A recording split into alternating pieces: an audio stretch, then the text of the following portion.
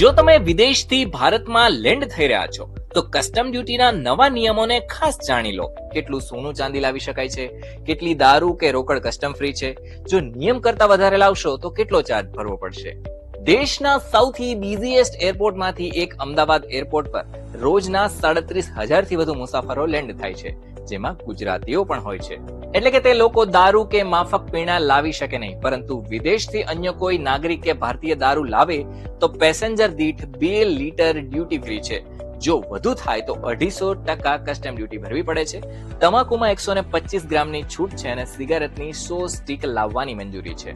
અને આ જ રીતના વિદેશથી જો તમે સોનું ચાંદી જેવી કિંમતી ધાતુઓ લાવો છો ને તો પુરુષ પેસેન્જર્સ 20 ગ્રામ અને મહિલા પેસેન્જર્સ 40 ગ્રામ સુધી વિદેશથી લાવી શકે છે. આનાથી વધુ વજન હોય તો પેસેન્જર્સને 35% કસ્ટમ ડ્યુટી ભરવી પડે છે. અને જો ભારતથી વિદેશ દાગીના લઈ જવા છે તો કસ્ટમ વિભાગ પાસેથી એક્સપોર્ટ સર્ટિફિકેટ મેળવવાનું રહે છે, જેમાં દાગીનાના ફોટો પડાય છે, સીલ થાય છે અને વેલ્યુઅર પાસે કિંમત નક્કી કરાવાય છે, જેથી દાગીનાની હેરફેર ન થઈ શકે. આ જ રીતના કરન્સી આખો વિડિયો જોવા માટે ડાઉનલોડ કરો દિવ્ય ભાસ્કર એપ.